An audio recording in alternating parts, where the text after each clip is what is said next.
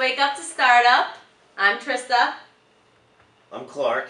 And Mike couldn't be here today, so we have a fill-in. I mean, it's fine, right? You see, Mike, you know what Mike is? Mike's coming straight out of Compton.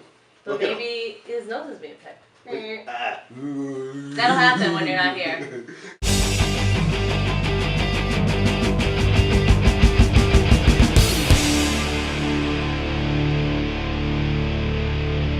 Action. Welcome again, and we'll be diving into our topics. The first topic today is an application that, unlike a lot of some of the things we've talked about, is available on the iPhone, Android, and even the BlackBerry, for those of you still using a BlackBerry. All four of you. It's called Waze, which is, it's a social GPS navigation system and application. It's a community-based traffic and navigation app, and the way I found Waze was actually when I switched from Android to an iPhone, I couldn't find a good navigation and GPS turn-by-turn app that's free. Or one that's free. Some of them are paid. Yeah, I couldn't find one that was equivalent to one thing, the Google, the Android turn-by-turn navigation is actually pretty kick-ass. Yeah, I love that. I can say ass, right? Yeah. Well, we said shit, so I said we can say ass.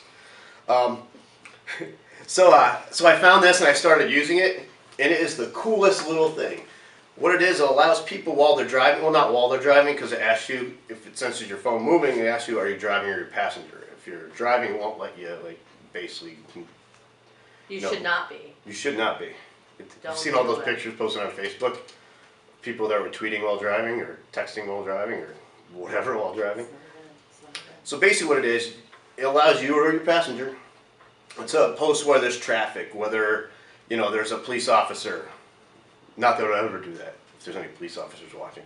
If there's police, where they are. And then when you drive by, if it's gone, you can say it's gone. And so basically it's a really social way of radar detector, traffic, so you don't need the helicopters or the little thing on your dashboard. Or I appreciate that, because sometimes it just takes a while for people to call into radio stations or for even the TV broadcasters to get wind of where traffic jams are, things are slow, people are broken down, and if I'm hopping on 91, I'd rather avoid it altogether, so before I even take it, I could check in the parking lot and see what's going on in the area. And what's cool about this is you can actually see that, it'll show you like a little person. Well, it's not a little person, it's a little blob thing. A little cart, this little guy. But it'll show other people that are members of Waze. You'll actually see them on the map while you're driving, and they can chat with you and discuss the weather and what you're wearing, or anything, I guess. So Waze, it's a pretty cool. I recommend you all check it out. If you also go on their site, something that I found interesting is a lot of the newscasters are now using it, and actually you can become a partner with Waze and they can show it on the big screen and actually visually go through it. So it's actually being used by some of the television stations. It's not just a tool for just the casual consumer, it's somebody actually in the broadcasting arena using it. Highly recommended. I just think it's great too because remember that Cybecker? Lots of times we'll be driving, my husband and Tom will say, hey, do you know, can you find out what the traffic's like if we're going up to our camp in New Hampshire? Are we going to get stuck in traffic? It's 2.5 hours. I'd like to know in advance, but when I'm on my phone, if I don't have an app, I don't know where to go. It's how cattle crossing. And, is there any cows coming through? I bet people could put that on there. With a truck jackknife on Santa Ana. You should see my shoes. Some of you will get that and some of you won't. Google it. Slimkicker. So someone had contacted me.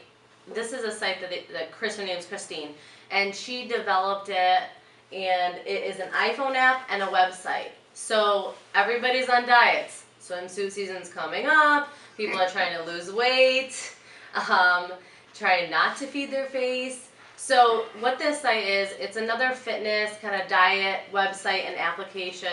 But what I found neat about it is it has actual rewards, so you can level up.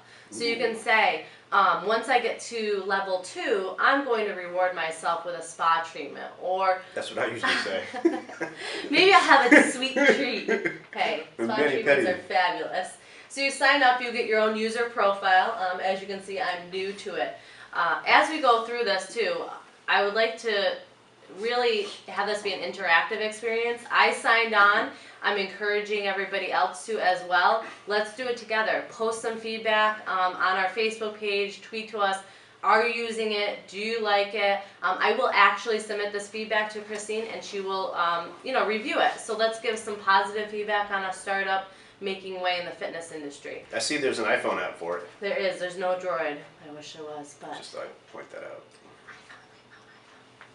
So if you go through, you're basically setting your own rewards. So you could have a cheat meal, maybe a girls' night out. You can maybe purchase an iTunes song when you get to certain levels. So you set those yourself. Other areas of the site that I found interesting was you can add like what you eat for the day. So I had some kale this morning with my eggs and fanciness. So you just search the food, it'll come up with different options. But not only will you say like I ate this and it will click it to your breakfast board, what happens is it'll give you a little tidbit, suggestions on how to prepare it. Like this one, I never thought about using a little bit of coconut oil to cook with it, and it'll give a little bit more flavor and a little, better than butter. But it'll give you some little tips and different ways to prepare it.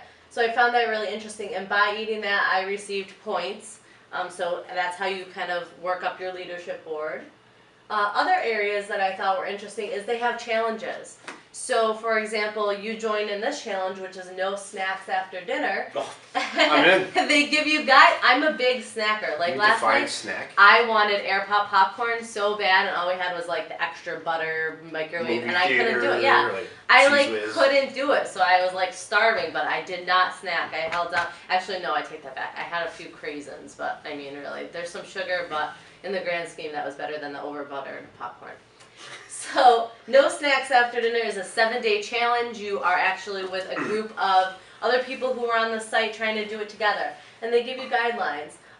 You can have, sip chamomile tea before bed, brush your teeth right after dinner, because people, when you brush your teeth, then you don't want to eat something because you have to rebrush them. Hopefully you are. You're supposed to brush your teeth before you go to bed? God, we hope so.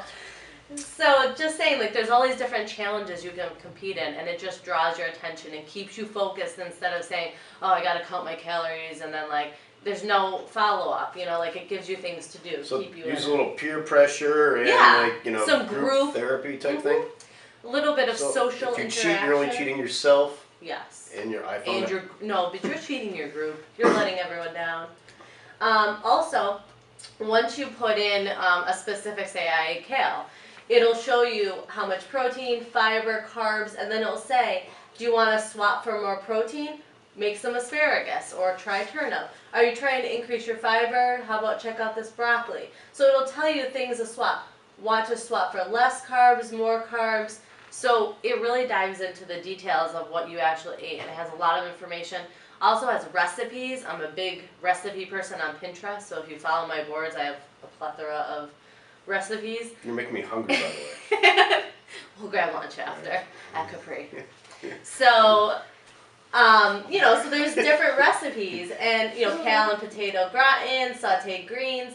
So not only showing you what food you eat, but options to make them. Because sometimes I'm like, oh, I have, let's just keep with kale. I have kale in my fridge. What can I do with it? I'm sick of eating kale. But this has like a little bit of that whole arena to give you some different ideas. Wake up to eat up. So that is Slimkicker. Check it out. Try it. Let's all get on board. Let me know. So now, fun, new. Shizzle. Shit. I already said it once. So, Clark, start it off. Who do we have here? We have a company that it's actually, they're new but not new, 2010, so they're kind of like really old. It's called SitckerMule. And SitckerMule is a company that was founded, basically it's, they had an idea, they wanted to start some sort of company with manufacturing behind it, because that was the background of one of the founders.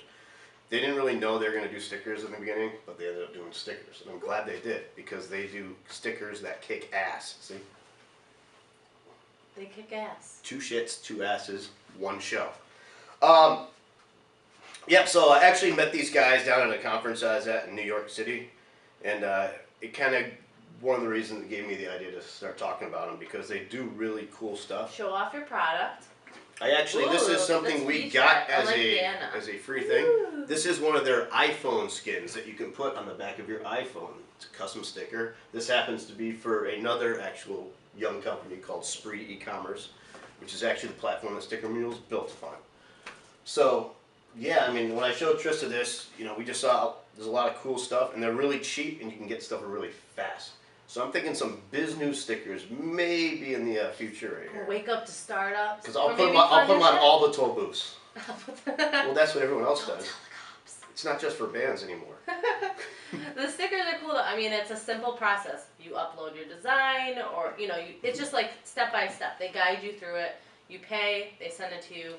It's just they made it very simple to do the ordering process. And they actually, a lot of the stickers you see out there for a lot of technology companies like GitHub and Groupon and Reddit and Shopify and Mashable, a lot of those were all stickers made by SitckerMule.